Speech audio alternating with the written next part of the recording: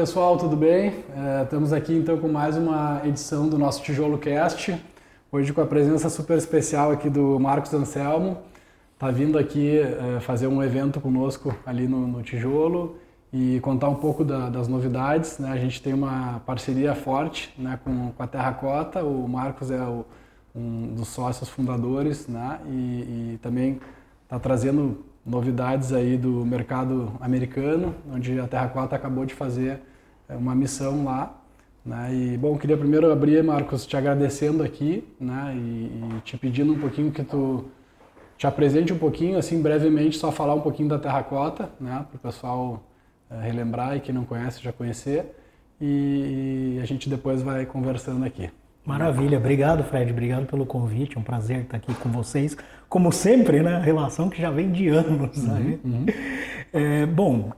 Como você comentou, eu sou o fundador da Terracota, venho de uma carreira do mercado de tecnologia, com passagens por tecnologia para várias indústrias e um bom tempo, de 2010 para cá, focado em tecnologia no mercado imobiliário, na indústria da construção.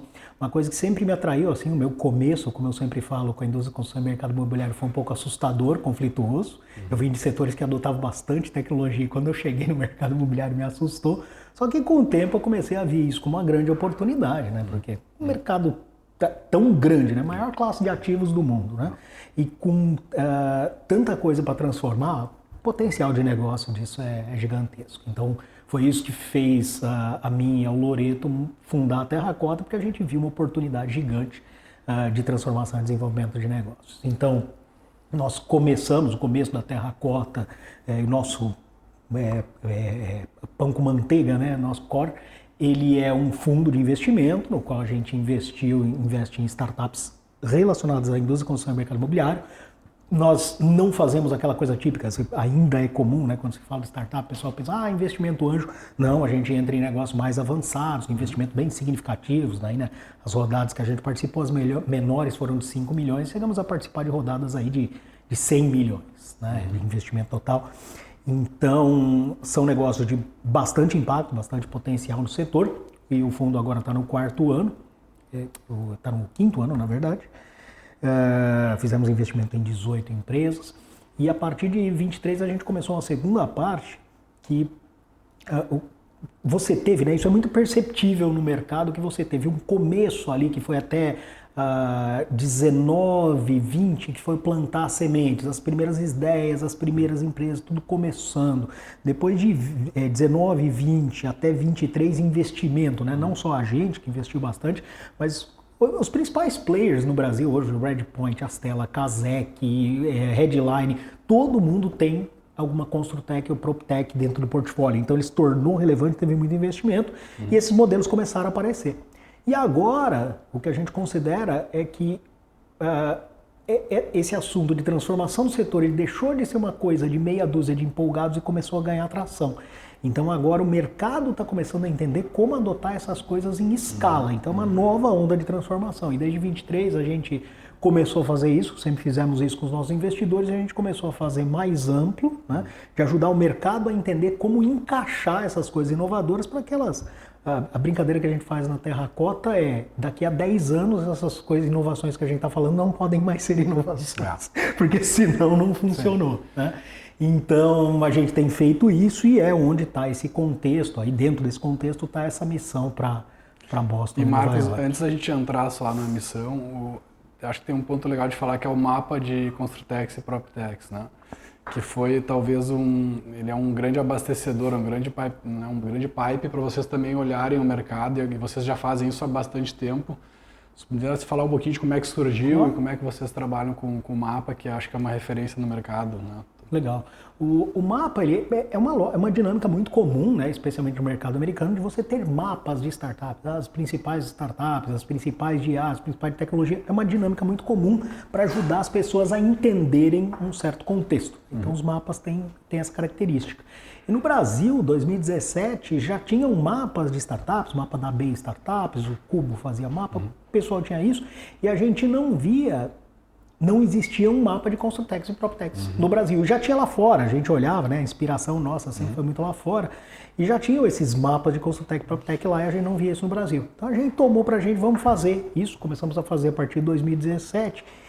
E no começo a ideia era muito mais, a gente estava até validando a nossa própria tese, né? Tipo, a gente acha que isso aqui vai crescer no Brasil. Será que vai? Então o mapa ele era uma forma de entender. De então, acompanhar. De acompanhar, fizemos 17, 18, 19... E ele é bem segmentado ali, né? Isso que eu acho que é bacana. Ele já bem segmentado, né? A gente desde o começo separou em projeto, construção, intermediação e imóvel em uso, né? Que acho que é uma forma boa de entender. Só que depois a gente foi criando subcategorias, né? Então na parte de projeto, viabilidade, intermediação de terreno, na parte de intermediação, venda, locação, marketing. Então ele foi dividindo em pedaços. Bom, quem quiser conhecer o mapa, a gente coloca o link aqui depois no vídeo, é gratuito, né? Só baixar lá e acompanhar. Mas, bom, vamos falar um pouquinho então da missão, né? Foi Boston e Nova York, que eu acho que é uma das atividades também que a Terracota tem feito de educar um pouco a comunidade, né? E levar um pouco esse conteúdo, né? As tendências na ponta, e as viagens são super bacanas para isso. E a última foi essa, então, se pudesse trazer um pouquinho, Marcos, aqui da tua percepção geral, né? Eu acho que é um pouquinho do tema da palestra de hoje também, e quais foram as tecnologias ali que mais impactaram. Eu sei que vocês foram para o MIT, também visitaram lá, foi então bem legal. Falar um pouquinho geral aqui para a gente escutar. Legal, é curioso, né? Você fala essa palavra educação. A gente no Brasil tem um conceito de educação muito curioso, né? Porque quando você fala educação, naturalmente as pessoas pensam alguém na frente e um monte de gente, né? E o complicado quando você fala de tendência de inovação de qualquer setor, não só da indústria da construção e mercado imobiliário, você está perseguindo alvo móvel, né? Porque se a inovação significa que não está redondo, você está testando, e se está testando as coisas mudam. No extremo, todo mundo fala, pode dar certo, pode dar errado, mas isso é o extremo, a gente está falando mais de como que as coisas vão se encaixando para dar certo. Então o grande desafio de lidar com tendência e inovação é você tem que estar entendendo como as peças estão se encaixando, para aí você aos poucos encontrar o caminho, que é a lógica básica, inclusive, do Venture Capital, né? Então a gente gosta de ir lá para fora. O pessoal às vezes não pergunta, né? Tá, mas o mercado americano, é muito diferente, as coisas elas são diferentes, taxa de juros, mercado, para que ir para lá? É meio que tem um farol alto, assim, o que a gente percebeu ao longo do tempo? As coisas acontecem lá, passa alguns anos, elas acontecem aqui de uma forma diferente, tropicalizada, mas acontece. Pô, se você falar hoje das 10 principais empresas de intermediação imobiliária nos Estados Unidos, os 3 maiores, que inclusive estão entre as 5 maiores, são startups do mercado imobiliário, que estão gigantes, a Zillow, Compass, Redfin, por aí vai. Então, o ir para lá, para nós, sempre teve essa questão do farol alto, do tentar cheirar o que está acontecendo, voltar e pensar como é que isso aconteceria no Brasil para se preparar. Então, nesse sentido, foi uma agenda bem intensa, foram 2 semanas, uma semana em Nova York, uma semana em Boston. E, assim, highlights, né, antes da gente entrar em coisas específicas, coisas que nos chamaram a atenção. Primeiro, e acho que a gente pode depois mergulhar um pouco mais nesse assunto, mas residência como serviço, um tema crescente globalmente, né? Brasil está acontecendo, lá fora já existia e veio uma transformação baseada em... a gente teve lá, por exemplo, no empreendimento que fica no Nômade, lá em Nova York, né? E interessante perceber como, por exemplo, lá você fala de uma região de Nova York, está falando de uma região muito bem adensada. Então, essa região, o empreendimento que a gente foi, ele era muito enxuto, não tinha praticamente nada em termos de serviço agregado. Por exemplo, tinha sequer lavanderia. Por quê? Porque a região tinha muito disso. Então, a gente percebeu esse contexto, assim, do como essas experiências estão se adaptando. Bem enxuto. De acordo com o local, diferente de... Pô, eu te falei, né? Estou aqui em Porto Alegre, eu estou no local, tem tudo. Tem academia, tem lavanderia. Então, eu acho que é uma questão de adaptação no local. Foi bem interessante isso. Clima, muita conversa sobre clima, inclusive regulatória, tá? Curioso, lá para eles a questão regulatória de eficiência energética na indústria da construção e mercado imobiliário já tá bem efetiva, né? E a gente viu, por exemplo, softwares lá de controle das edificações comerciais.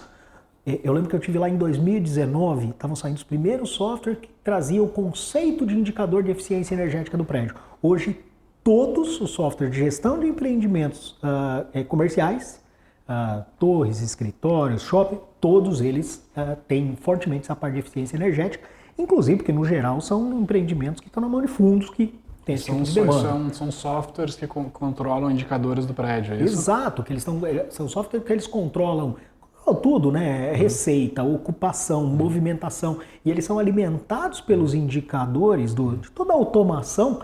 E aí eles têm indicadores de eficiência energética. Então, não é? Esses softwares, antigamente, eles eram muito orientados a melhorar a receita. Agora você tem toda uma questão, melhorar a receita e reduzir custo. Sim. Agora você tem essa questão da discussão da eficiência energética. Tem hardware também envolvido nisso, deve ter sensores e tudo isso. Muito. Toda a parte de sensorização é um ecossistema. A verdade, né, Fred, é que os empreendimentos, as construções, eles estão virando grandes computadores. Está cada vez mais tecnológico, né? Então está tudo virando um grande computador. E todo computador precisa de um sistema operacional. E Marcos, assim, fora... Bom, vocês, óbvio, tem um olhar mais de tecnologia, né? Mas quando eu estive lá a última vez, em Nova York, no caso, eu vi alguns prédios sendo construindo mais, né, mais pisos, mais andares em cima do mesmo prédio, que é uma coisa assim, né, compra de espaço aéreo, vamos dizer assim, né, que me chamou a atenção, assim, tipo, não tem mais para onde construir, deve ser, enfim, a forma mais lógica de se fazer. O que mais vocês olharam, assim, nos modelos de negócio? Acho que deve ter coisas diferentes também, em geral, assim, na cadeia, mas queria, assim, ouvir um pouco. É curioso isso que você está falando, que quando você fala de Manhattan, né, cara, tá tudo construído. É uma ou outra situação. Curiosamente, por exemplo, contando uma história, né, quando eu fui lá em 2019, eu fiquei num hotel na frente, que eu era o Penn Hotel, que ele fica na frente do Madison Square Garden. E aí eu estava passando lá dessa vez, lá em novembro, e esse hotel foi derrubado. Mas isso tá uma nova construção. Mas isso é exceção lá, né? O forte lá tá retrofit, você vê bairros inteiros. Esse Nômade, por exemplo, que eu falei, é um bairro inteiro que ele está sendo readaptado. Então são projetos que misturam, né, a reurbanização junto com a iniciativa privada. É outra cabeça, é o jeito deles de pensar. Agora, o interessante, por exemplo, quando a gente mergulha no contexto, o que me chamou a atenção nesse tipo de situação? Que eu acho que cruza, né? A gente gosta de olhar as coisas de forma sistêmica. Nesse empreendimento, por exemplo, eles fizeram um retrofit e... não, minto, desculpa. Esse foi do zero. Derrubaram, fizeram de novo. E nesse empreendimento, duas coisas que são bastante interessantes. O primeiro é numa questão regulatória lá de Manhattan, esse edifício é orientado para renda. Mas tem um conjunto de unidades que é orientado para affordable housing. Que é uma lógica lá, o que acontece em Manhattan que eles têm problema, né? Aquela coisa da gentrificação, a ilha ficou cara, as pessoas não conseguem mais morar lá, aí você queria ter aquele todo problema de bairros periféricos, logística. Então o que é feito lá? Você tem algumas políticas para que parte dessas unidades seja disponibilizada para professores, bombeiros, policiais, ou seja, aquela população que é importante. Entendi, mas é bem selecionado. Bem selecionado. Porque senão dá problema, né? E por serviço, né? O que é o objetivo? Essas pessoas que são tão importantes para estar na região, não podem estar. Agora, olha o que é o curioso, que diferente a lógica, né? Como que isso é feito? Isso não é feito através de pagamento de subsídio ou controle, isso é feito na forma de tax rebate, de redução de impostos do operador daquele prédio. Do empreendimento. Exato. Então, vamos dizer que alguns apartamentos têm um preço melhor para esse tipo de público, mas também esse público ele passa por uma curadoria, vamos dizer. Não é qualquer um que pode... Inclusive, ele tem que se inscrever na prefeitura e tem uma loteria... Entendi.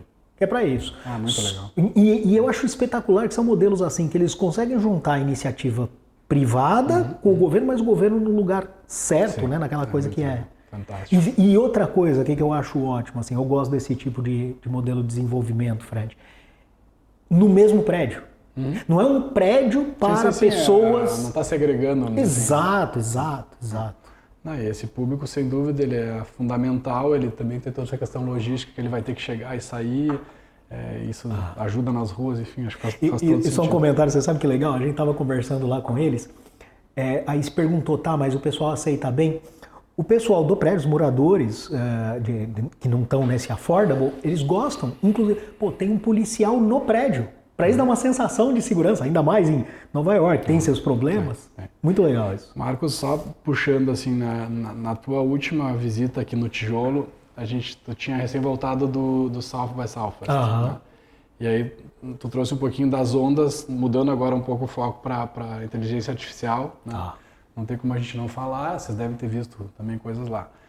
Se tu pudesse dar uma recapitulada nas ondas aquelas, né? E agora a gente já deve estar numa onda a mais. Eu vi gente que voltou do SXSW, agora já falou que passou o susto aquele e as empresas estão vendo como é que vão utilizar isso, já estão começando a conseguir entender um pouco melhor. Como é que foi lá isso e a tua visão, assim, porque esse tema é super importante a gente trazer. Legal.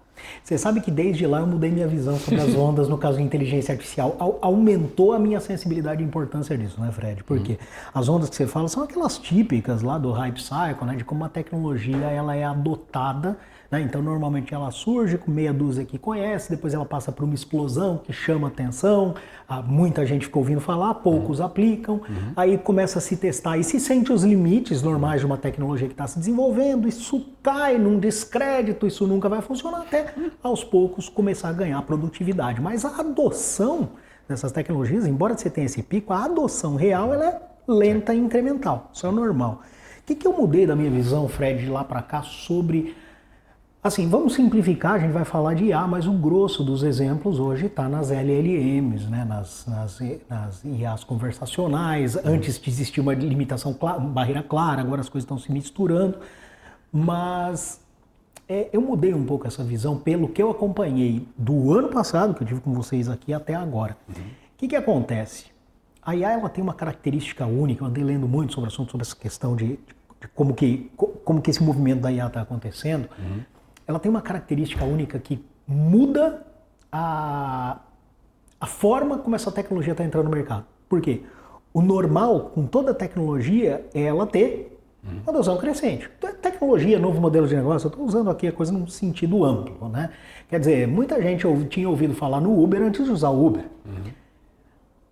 A IA, por uma série de questões mercadológicas, eu acho que foi um grande mérito da OpenAI, foi o barulho que eles fizeram e fazer todo mundo adotar. O uso está andando em paralelo com a evolução da tecnologia. Isso é muito maluco. Eu tenho, cara, tanto tempo que eu tenho de contato com tecnologia, eu nunca vi isso. E quando você olha historicamente, todos os movimentos foram mais lentos e está andando em paralelo. Então eu acho que é a primeira vez na nossa vida que a gente vê uma tecnologia que ela foi adotada antes dela estar pronta. Quando eu falo pronta, aplicação clara, assim, eu vou pegar isso e está todo mundo experimentando. Isso cria um ambiente positivamente caótico, eu gosto disso, porque toda hora alguém está pensando em algo diferente. E eu não estou lá dentro de uma Amazon, dentro de um Google, para dizer, de uma OpenAI, para dizer é assim ou não é assim de propósito, mas eu acho que é. Eu acho que isso é proposital porque o pessoal entendeu. Vamos deixar o mercado encontrar aplicações para isso. Então está surgindo muita coisa interessante e a tecnologia está evoluindo em paralelo, as pessoas estão descobrindo aplicações. Isso cria... É importante estar observando porque isso cria algumas possibilidades de assimetria. Eu tenho conversado com empresas, por exemplo, tem o caso da Top, construtora lá de Goiânia. Cara, uma construtora local, o cara tem uma cabeça muito boa, bem legal. E tá ele pegou uma profissional dele que tem uma cabeça mais avançada e, ó, você vai gastar tempo usando IA. E ele tá fazendo uma série de aplicações de IA no fluxo da empresa, desde conciliação de pagamento, avaliação de custo de obra, uma série de aplicações que ele tá fazendo dentro de casa, que antes não seria muito caro, muito complicado para desenvolver. Então a gente vai ver esse movimento meio paralelo e caótico por um bom tempo ainda. A inovação é bem isso também, a gente tem que dedicar tempo, né? Tem que ter uma pessoa que tem uma função de olhar isso, dedique tempo, né? Porque é um investimento óbvio de risco, porque a gente não sabe, né, o que de fato a gente vai conseguir tirar disso, mas é importante, a empresa tem que ter a cultura, que você falou no início do empreendedor dessa empresa. Mas, bom, outra coisa que eu queria conversar, que eu acho que é super bacana que vocês estão fazendo na Terracota também, são os deep dives aí também esses momentos dos investidores se encontrarem, e são pequenas missões, vamos falar assim, né, traduzindo, e onde vocês, enfim, escolhem algum lugar do país aqui para a gente se encontrar, né? A próxima agora vai ser em São Paulo, semana que vem, dia 26, e inclusive vamos estar juntos lá. Isso aí. E o tema, eu acho que não tem nada talvez mais relevante no momento, que é o tema de funding, né? E a gente vem aí também tendo um momento bem conturbado, né? Nem falando somente da alta da taxa de juros, mas também dos bloqueios aí das linhas de crédito, que estão cada vez mais escassas para uma certa, né, para um certo tipo de imóvel aí. E está sendo um desafio geral, assim, no tijolo a gente escuta bastante preocupação, né, com alguns nichos de mercado sendo mais afetados, né, obviamente. Mas é super relevante o tema, né? Se tu pudesse falar um pouquinho de quem é que vai estar, assim, o que vocês estão trazendo lá para esse debate e como é que são os deep dives, aí, como é que vocês organizam, porque eu acho que é legal de conhecer. Legal. Falando então primeiro do deep dive, né? O que é a motivação nossa? A gente tem aí os nossos investimentos em teses diferentes, coisas diferentes, mas o que a gente percebe, a gente acredita que as empresas que a gente investiu têm um potencial muito forte de serem os grandes vitoriosos dentro das suas teses. Mas não existe nenhuma dessas teses que ela vai se tornar relevante só porque uma empresa está lá. Então o mercado está avançando. Se a gente escolher o investimento porque aquele time é bom, ok, mas porque a tese é interessante, né? Então são movimentos que a gente está acontecendo. Esses movimentos são complexos. Como a gente está falando aqui com o IA, é um monte de gente em paralelo fazendo pequenos avanços que daqui a pouco o mercado converge para um novo modelo.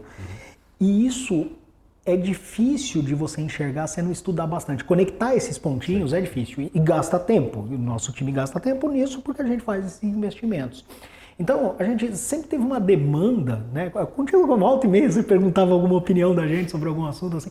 Vem essa demanda do nosso investidor que o que está acontecendo? O que tem de novo? Isso aqui, hoje de manhã eu tive de novo mais uma conversa sobre tokenização, um assunto que volta e meia vem para a pauta. Sim. Então, tem essa questão. O que a gente começou a fazer? A gente começou a organizar esses grandes assuntos, organizar no sentido de curadoria, de organizar o raciocínio, estruturar e levar para esse grupo, que tem investidores, tem não investidores também nesse grupo, então empresários do setor, para explicar o movimento, para explicar o que está acontecendo. Sabendo que as coisas podem mudar, elas não se encaixaram, mas o que está acontecendo, para onde que pode ir, o que são as probabilidades. Então a gente traz esse tipo de educação. Então a gente já fez, por exemplo, isso sobre inteligência artificial, já fizemos isso com construção industrializada, já fizemos isso com residência como serviço.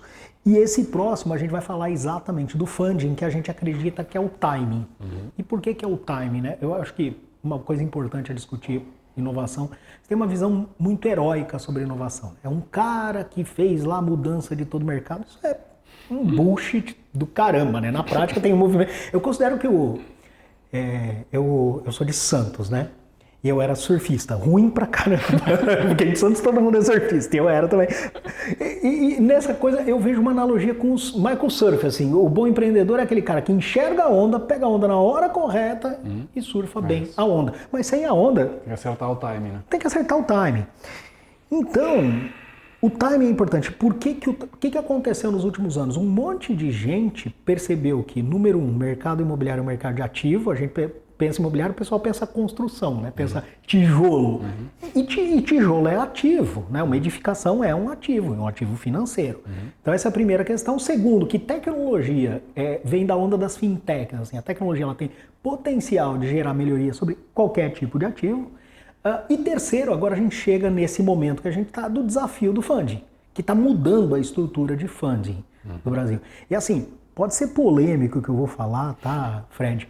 Mas eu acho bom, porque no Brasil a gente tem um problema, é um problema estrutural. Eu sei que que trouxe muito da indústria até agora, mas essa questão de capital subsidiado, cara, não é uma boa para um país economicamente. Eu sei que talvez eu vá tomar porrada aqui, mas vamos ser verdadeiros e consistentes, foi necessário, mas não é saudável. O saudável é que o mercado cria alternativas. Então esse limite... Ele criou uma dependência, né? Sim, porque o que é o modelo típico de incorporação no Brasil? Você faz a permuta do terreno, não gasta com isso. Aí depois você faz logo um lançamento, trazendo o cliente, para que antes de você começar a construir e gastar, Você traz esse cliente, fecha lá um plano empresário junto com o repasse de carteira. Você tem um pequeno descasamento, um projeto longo, que o cliente vai pagando, você reduz queima de caixa e lá na frente. Então, toda a lógica do mercado de incorporação brasileiro foi pensada em não ter descasamento de caixa, que naturalmente faz com que esse mercado não tenha o costume de lidar com o capital. Sim. Porque quando você não está tendo descasamento, quando tem muito dinheiro envolvido, o nível de governança, de controle é maior, porque o capital está em cima, eu sou investidor, a gente está lá controlando os negócios. Então, mais do que, eu acho que tem alternativas de funding. Agora, o grande ponto vai ser o mercado aprender a lidar com o capital de uma forma muito mais profissional, prestar conta.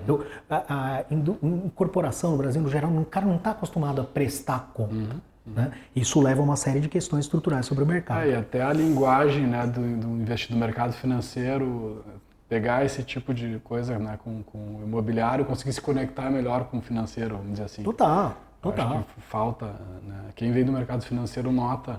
Você veio, mas é bizarro. Uma falha nisso, assim, tipo, as estruturas, a conversa, né? Muito tradicional. Ainda. Agora, dos dois lados, sabe, Fred? Porque sim, do lado do mercado de incorporação não está acostumado a lidar com o capital, mas o capital é consequência. O capital também não está acostumado a lidar com o mercado imobiliário. E por que também? Porque você para pensar, cada empreendimento é uma coisa diferente. Você não está falando de uma indústria, de um varejo, que tudo é seriado. Você coloca o indicador, vai acompanhando o indicador. Então é diferente. Tem que aprender a lidar com isso. Só que o que acontece? O que é governança e controle? Porque quando você investir no ativo, tem risco e retorno. Você vai ter um retorno proporcional ao risco. Mais risco, mais retorno. Beleza. Uma das maiores fontes de risco no ativo é informação. Falta de informação. Às vezes a falta de informação ela é tão drástica que ela inviabiliza o ativo. Inviabiliza o ativo como investimento. O que acontece? Aí que a tecnologia entra. Isso, fintech, no fim das contas, é isso. É usar a tecnologia para reduzir o custo de monitorar risco do ativo. Super simplificado é isso. E o que a gente vem tendo? Vem tendo uma série de tecnologias que ajudam em vários pontos diferentes a monitorar risco de ativo. E a indústria da construção ela é uma sequência, o mercado imobiliário é uma sequência de pequenos ativos. Você tem o ativo do terreno, você tem o ativo da construção lá que está acontecendo, você tem estoque, insumos, mão de obra, venda, carteira, tudo são pequenos ativos. O que aconteceu? Começou a surgir uma série de alternativas baseadas em tecnologia que dá mais governança sobre esses ativos. Então, por exemplo, a Macasi, que é uma investida nossa, né? O que ele tem? Tem uma tecnologia de orçamentação e acompanhamento de obras. Só que em vez de vender software para isso, o que ele fez?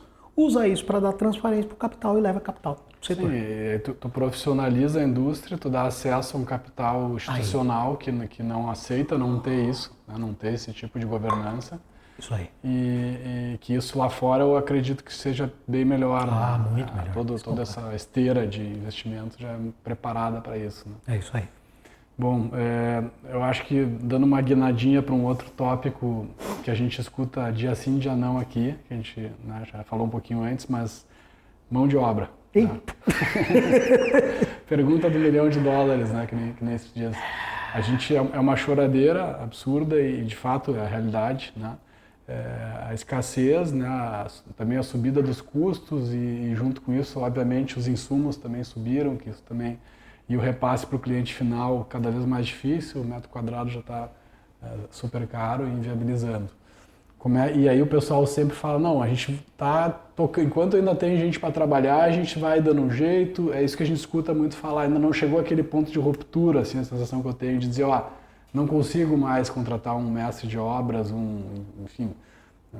como é que vocês estão enxergando? E aí, claro, o pessoal, a gente sempre fala, bom, o caminho é a tecnologia, talvez ter uma industrialização do canteiro de obras, enfim, uma série de coisas que a gente vê aí, né? E a gente não enxerga ainda isso muito acontecendo de fato, a sensação é que está mais lento isso um pouco, mas que não vejo um outro caminho, né? Os salários não vão voltar a cair, os insumos não vão cair de... Qual é o caminho disso? O Fred, eu acho que a gente está comendo bola nesse assunto. A gente deixou, e inclusive eu tive, né, uma conversa com um cara aí que é um líder de uma grande entidade do setor, e ele mesmo veio falar, cara, a gente comeu bola nesse assunto.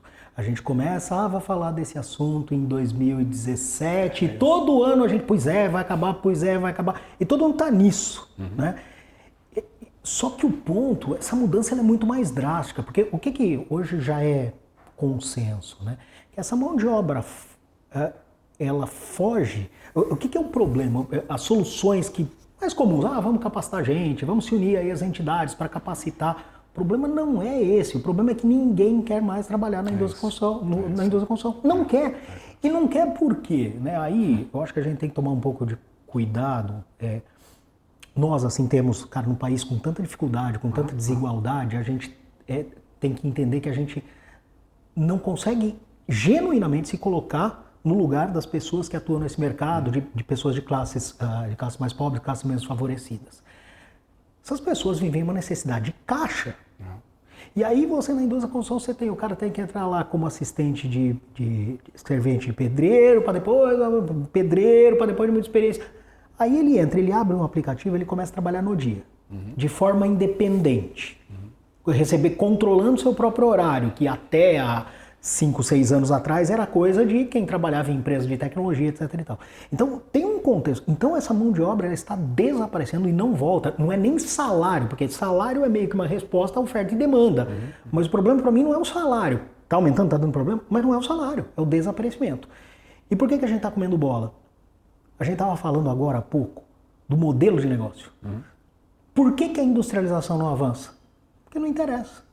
É caro. Não é nem por ser caro. É mais caro? É. Mas não é nem por ser caro.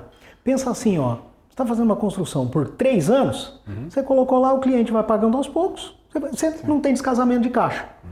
Pô, mas com a industrialização a gente podia encurtar para 6 meses. Quem cobre o funding disso aí? Você vai dar uma barrigada, o cliente não vai pagar parcela maior. Ele não tem condições de pagar em 6 meses o que ele pagava em 3 anos. Então você tem uma barrigada de caixa. Com esse tempo, o mercado não quer acelerar. Então o ponto eu falo, cara, a gente olha as coisas na indústria da construção não de forma isolada. Funding conversa com produção, conversa com modelo de negócio, conversa com receita, tudo conversa. Então não adianta você pensar em mudar uma coisa, você tem que mudar o contexto. Por que eu falo que a gente está comendo bola? Porque contexto demora para mudar. Você não vai conseguir mudar uma empresa só a hora que industrialização estiver bom e barato eu aplico. Você vai ter que mexer em modelo de negócio. Talvez, por exemplo, a industrialização funciona muito bem para renda. Brasil ao Cubo, por exemplo, põe super bem, Gerdau fazendo esse trabalho. Onde que eles aplicam? Que está relacionado à renda ou ativação. Hospital, porto, imóvel comercial. Então, o grande desafio tem que se repensar o modelo de negócio. Tu encurta o prazo da entrega e para o investidor é bom. E quem banca isso? Esse é o ponto. Então você tem que repensar o modelo de negócio. Tem desafios técnicos na industrialização? Óbvio que tem. Mas, cara, já tem muito modelo, a gente não precisa inventar. O pessoal volta e meia, me mandam aquele videozinho do robô empilhando tijolo. Eu falo, gente, é sério, que a gente vai pegar uma tecnologia para empilhar tijolo? Não é isso. Né? O pessoal fala, impressão 3D na Icon. Eu tive na Icon em Austin no ano passado, cheguei a te contar. Era super legal, mas é coisa para daqui a 10, 15 anos. Então, eu acho que o grande ponto da questão da mão de obra a gente vai ter que primeiro acusar a dor. Não tem solução de curto prazo. Estou sendo aqui, de novo, não tem solução de curto prazo. Mas é que quando a dor se torna muito grande, não tem outro caminho. Né? Claro, vão acontecer, né, durante o percurso algumas empresas que vão começar antes, enfim, obrigando os outros a também irem para um caminho. Mas o interessante que tu está dizendo é que não basta eu mudar, só vou industrializar, ou vou ter menos mão de obra, isso vai impactar já vai estar tarde. No meu funding também, que eu vou ter que mudar a estruturação do funding. Agora, quer ver, Fred, eu não tenho solução, cara, nem sou engenheiro, nunca subi um prédio na minha vida, eu só estou acusando assim, que o assunto é mais complexo, que a gente tem que parar e entender melhor, é um problema mais complicado. Mas olha como pode ter pequenas soluções, é questão de quebrar a cabeça um pouquinho. Eu estava falando... Ele não me autorizou a falar o nome, então eu não vou falar. Né? Não que ele não tenha me proibido, mas enfim, não conversei com ele.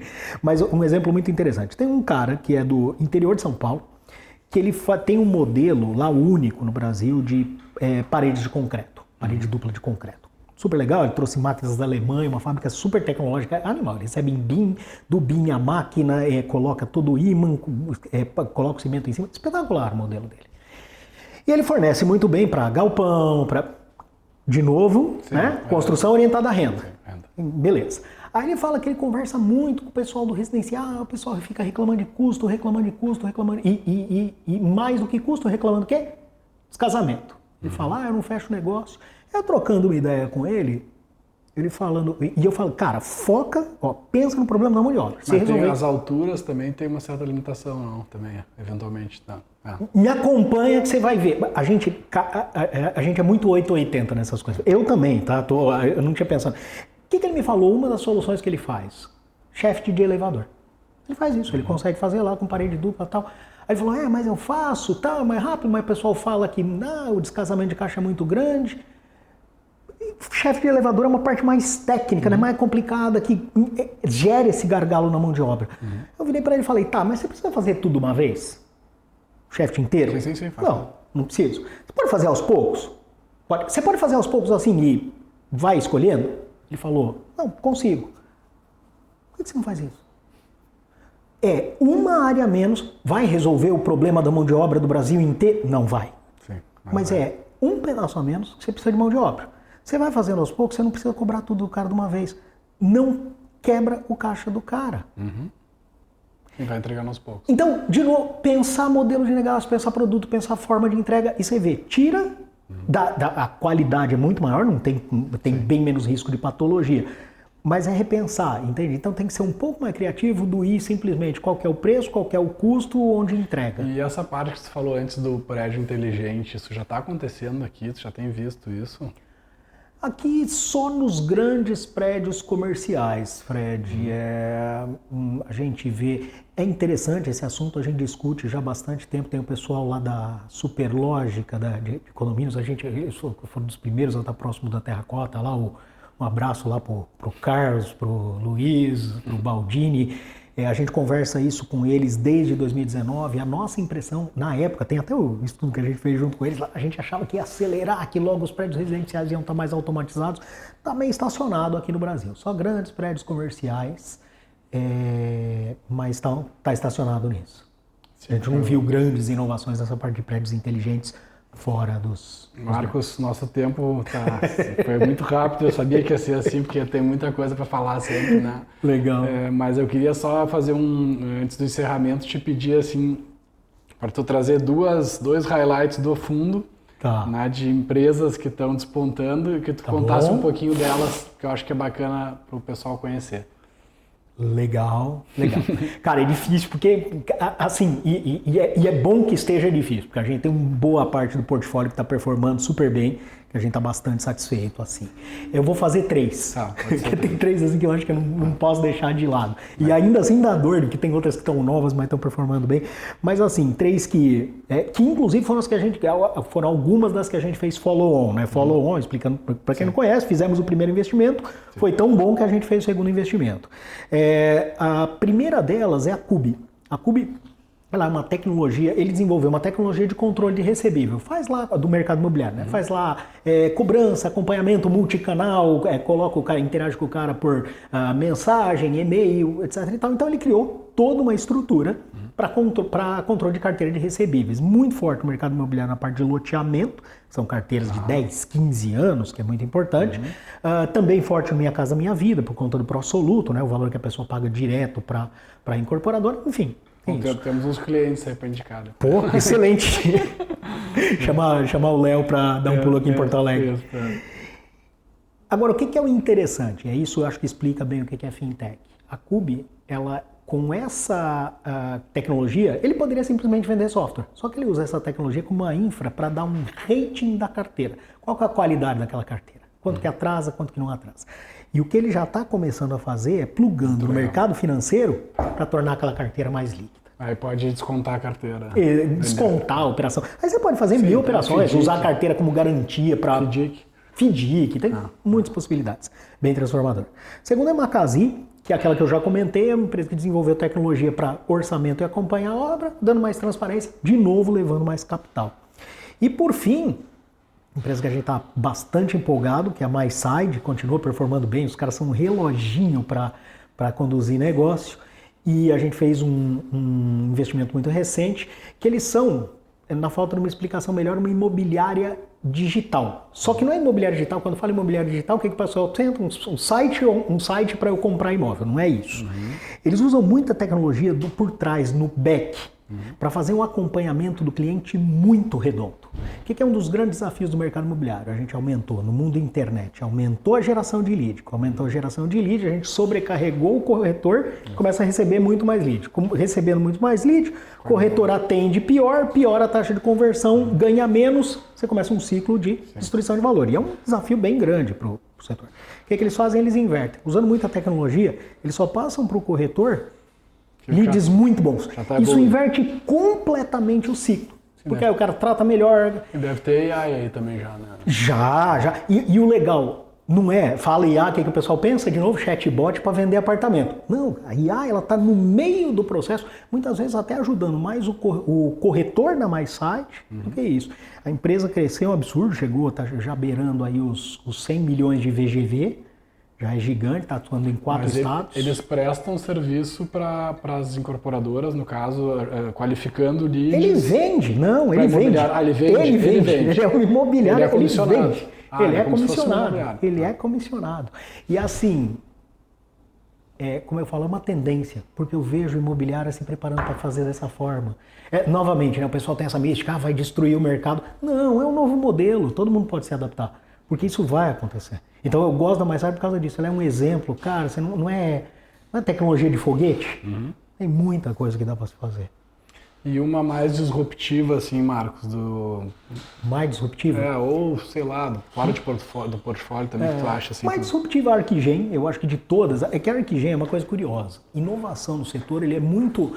A inovação do setor não é fancy, assim, o pessoal quer tecnologia de foguete. Cara, das nossas investidas, tem a mais tecnológica é a Arquigen. O resto é modelo de negócio, estão indo bem, estão performando, mas o resto é modelo de negócio suportado por tecnologia, tech-enabled. E a Arquigen é como? Fala um pouquinho da Arquigen. A Arquigen, ela é uma inteligência artificial que faz projeto, coisa bem interessante. É uma tecnologia que ela ocupa espaço físico. A base da tecnologia é qualquer espaço físico, ou seja, digamos assim, de ponte à casinha de cachorro, ele consegue projetar qualquer coisa. A tecnologia tem que ser preparada, adaptada, mas é isso. E ela tem um potencial muito disruptivo porque ela faz em segundos o que uma equipe levaria semanas para fazer. Aí vai vir aquela discussão, e que eu acho que é um bom jeito da gente terminar, inclusive conectando o SXSW com o assunto de IA que a gente falou. Todo mundo fica, uma visão comum a IA vai substituir pessoas, vai tirar emprego. Uma coisa que eu vi muito forte no SXSW no ano passado, a IA, ela alavanca a capacidade produtiva das pessoas mais capacitadas. Essa é a grande transformação da IA. Não é ela fazer o trabalho do arquiteto, tirar o arquiteto. Não. Ela vai pegar o excelente arquiteto, que sabe trabalhar com uma ferramenta dessa, e ele vai ganhar uma produtividade absurda. Sim, vai turbinar. É isso. Então, por exemplo, o que é o impacto que a gente estava discutindo na Arquigen? Ela, no começo, ela conseguiu fazer tantas simulações que ela permite que você pegar um terreno, encontrar várias formas de empreender naquele terreno com diferentes tipologias, diferentes públicos-alvo, diferentes margens. Então, a IA ela vai ajudar a acelerar esse tipo de intermediação. Por isso que eu acho que ela é mais disruptiva. Ele faz só o interno da decoração ou ele faz o loteamento também? Qualquer coisa. A base da tecnologia é qualquer coisa que tem espaço. Ela tem que ser parametrizada para cada tipo de aplicação. E ele cruza com o plano diretor, as coisas também? Sim. Faz tudo? Sim. Muito legal. Então essa é transformadora. E transformadora por quê? Tem a ver com o que a gente estava falando antes. Pensa você conseguir, em vez de demorar uma semana para dar um retorno para um cara que você está tentando permutar um terreno, sentar e simular com ele na hora e fechar a negociação na hora. Reduz custo, reduz trabalho de todo mundo. Muito legal. Bom, gente, deixar as últimas palavras aqui para o Marcos se despedir e a gente vai encerrando aí mais um TijoloCast, agradecendo aí, foi muito legal o papo, como sempre aí. A presença já confirmada aqui nos nossos conteúdos aqui. Obrigado, Fred. É sempre um prazer, uma coisa que a gente gosta de fazer, né? Não é o nosso negócio, mas tem a ver com o nosso negócio de conversar. E assim, finalizando, que eu enxergo o momento que a gente está otimista. Difícil, bem difícil, como a gente falou, questão de mão de obra, juros, tem um monte de problema. Mas é nesse momento, quando as coisas estão estáveis, o mercado está quentinho, Verdade. todo mundo com margem, você vai fazer mais do mesmo, para que você vai arriscar? Então é nesses momentos que a gente resolve problemas históricos, então vem daí meu otimismo. Acho que tem muita mudança que agora vai se tornar realidade. Que bom. Gente, obrigado. Até a próxima. Tchau, tchau.